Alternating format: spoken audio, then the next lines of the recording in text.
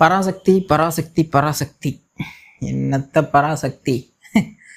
ஏங்க இது இது இது வந்து எப்படின்னா மருது படத்தில் ஒரு சீன் வரும். அந்த மாற்றி மாற்றி அடிச்சுக்கிட்டு நீயே ஏன் குறுக்க வந்த அப்படிங்கிற அந்த ஒரு விஷயம் இருக்குல்ல, இதுக்கு வந்து 2 பேர் ஆனால் ஆப்ட் ஆவாங்க. ஒன்று முன்னாடியே ஒருத்தர் வந்துட்டு போயிட்டார், தனுஷ் அவர்கள் இட்லி கடையை இதே டான் பிக்சர்ஸ் இதே ரெட் ஜெயின் தான் ரிலீஸ் பண்ணாங்க. இது எப்போ விஜய் அவர்கள் டிஎம்கே எதுக்க ஆரம்பித்தாரோ, டிஎம்கே எப்போ விஜய் அவர்களுக்கு ரெஸ்பான்ஸ் பண்ண ஆரம்பித்தாங்களோ அப்போலேருந்து இந்த வாரம் போய்கிட்டு இருக்கு. யோசிச்சு பாருங்களேன், விஜய் அவர்கள் விமர்சனம் பண்ணிட்டார். என்னோட எதிரி, அதாவது டிக்ளேர் பண்ணிட்டார், என்னோட எதிரி தமிழ்நாட்டில் ஸ்டேட்டில் டிஎம்கே, சென்ட்ரலில் பிஜேபி அப்படின்ட்டார். நீங்கள் எதுக்கு அதை நீங்கள் கன்சிடர் பண்ணுறீங்க?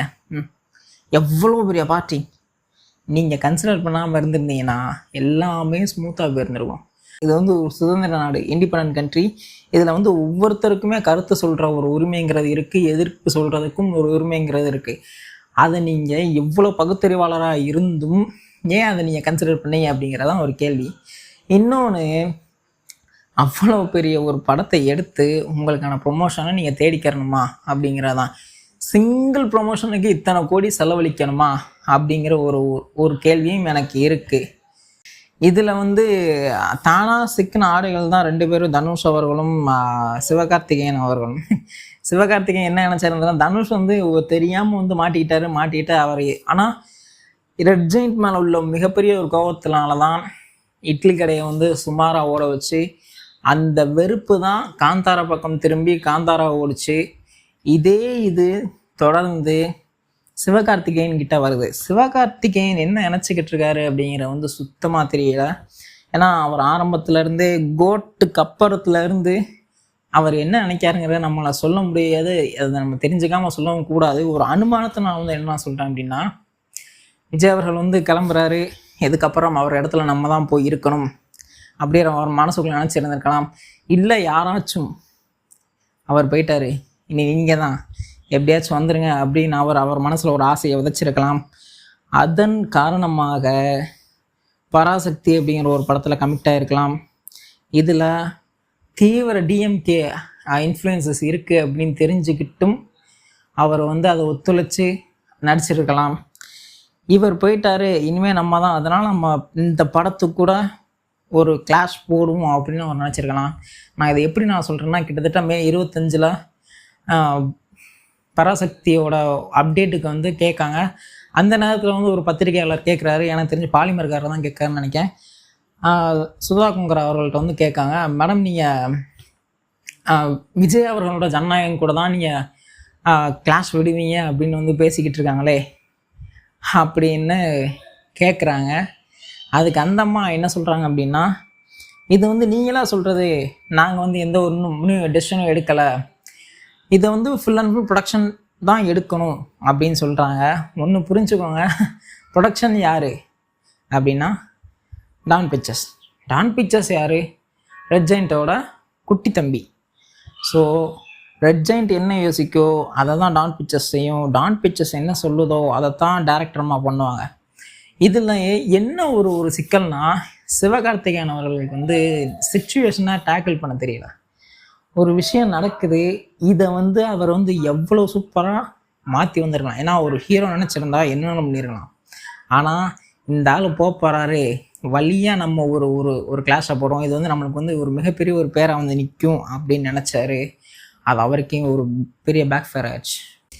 கிட்டத்தட்ட 200 கோடி பட்ஜெட்டுன்னு சொல்கிறாங்க. அவ்வளோ கோடி செலவழித்து ஒரு எப்படி சொல்கிறது, ஒரு ப்ரொமோஷனை நீங்கள் பண்ணியிருக்கீங்களே, இது எந்த ஒரு விதத்தில் நியாயம்? அதையும் ஒழுங்காக பண்ணலை. இதையாச்சும் நீங்கள் கவனிச்சிருக்கலாம்ல. ஒரு டிஎம்கே பார்ட்டியில் இருக்கிறீங்க, இது இல்லை, இது இப்படி பண்ணணும் அப்படிங்கிறதாச்சும் அந்த அம்மாவுக்கு ஒரு ஸ்கிரிப்டாச்சும் கொடுத்துருந்தீங்கன்னா நேரம் அந்த படம் ஓடி இருக்கும். அந்த அம்மா படத்தை சரியாக எடுக்காமல், அந்த சமையல்காரன் சமையல் பண்ண தெரியாமல் சமையல் பண்ணி வச்சுட்டு சப்ளையரை குறை சொல்லுவாங்க பாருங்க, அந்த மாதிரி இந்த அம்மா பேசிகிட்டு இருக்கு.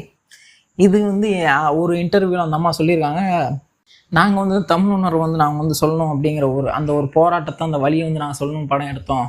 ரிலீஸ் ஆகாத ஒரு நடிகரோட ரசிகர்கள் மிகப்பெரிய ஒரு வன்மத்தோடையும் ஒரு ரவுடிசம் பண்ணுற மாதிரியும் ஒரு குண்டர்கள் மாதிரியும் நடந்துக்கிறாங்க அப்படிங்கிற வந்து எவ்வளோ பெரிய ஒரு ஒரு பழியை தூக்கி எங்கே மேலே போடுறீங்க? ஒரு சில பேர் பேசியிருக்கலாம், ஆனால் அதை நீ எப்படி டேக்கிள் பண்ணியிருக்கணும் அப்படிங்கிற ஒரு விஷயம் இருக்குல்ல. இதுக்கு முன்னாடி எத்தனை தடவை நீங்கள் ஒரு சோஷியல் மீடியாவில் ஒரு பிளாட்ஃபார்மில் நீங்கள் சொல்லியிருக்கீங்க, எவ்வளோ மேடைகளில் சொல்லியிருக்கீங்க நான் ஒரு விஜய் ரசிகர் அப்படின்னு.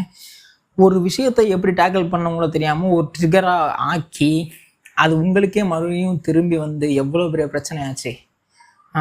நீங்கள் ஒழுங்காக படம் எடுத்துருக்கணும். வாங்கின காசு இவ்வளோ இல்லை, இவ்வளோ வாங்கினீங்க.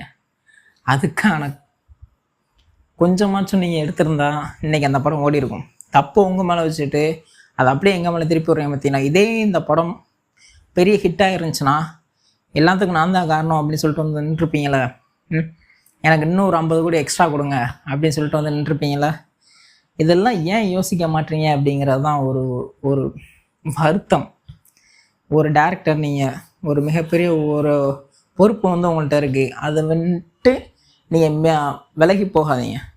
பேசுகிறவன் அவன் எங்கே இருக்கான்னே உங்களுக்கு தெரியாது, ஆனால் அந்த உலகம் உங்களை தான் பார்க்கும். ஸோ அதனால் சொல்லணும்னு தோணுச்சு சொன்னேன். பராசக்தி அப்படிங்கிற ஒரு டிஎம்கே ப்ரமோஷனை எடுத்து வச்சிங்க. இதுக்கப்புறமாச்சும் நல்ல கண்டென்ட்டை கொடுங்க. ஆனால் சூரரை போற்று இறுதி சுற்றெல்லாம் பாட்டு இந்த அம்மா எப்படி எடுத்திருக்காங்க அப்படின்னு ரொம்ப ரொம்ப ஒரு ஒரு சந்தோஷத்தின் உச்சம். அதாவது தமிழ் சினிமா அந்த நேரத்தில் வந்து எப்படி இருந்துச்சு அப்படிங்கிறது தெரியும். ஒரு சில தோல்விகள்லாம் அவ்வளோதான் இருந்துச்சு. சூரரை போற்று வந்தப்பெல்லாம் அவ்வளோ தூரம் தூக்கி கொண்டாடினாங்க. ஸோ நம்ம வந்து எப்படி சொல்கிறது, நம்ம வந்து ஒரு தராசு மாதிரி இங்கிட்டும் போகக்கூடாது அங்கிட்டும் போகக்கூடாது, நடுநிலையாக கரெக்டாக இருக்கணும். ஏன்னா நம்ம வந்து ஒரு பொது வழியில் புழங்குறோம் அப்படிங்கிற வந்து யோசிச்சுக்கோங்க. ஸோ ஏதோ எனக்கு தோணுன வரை நான் சொன்னேன். வேறு ஒன்றும் இல்லை. Ta ta bye bye, see you in the next video.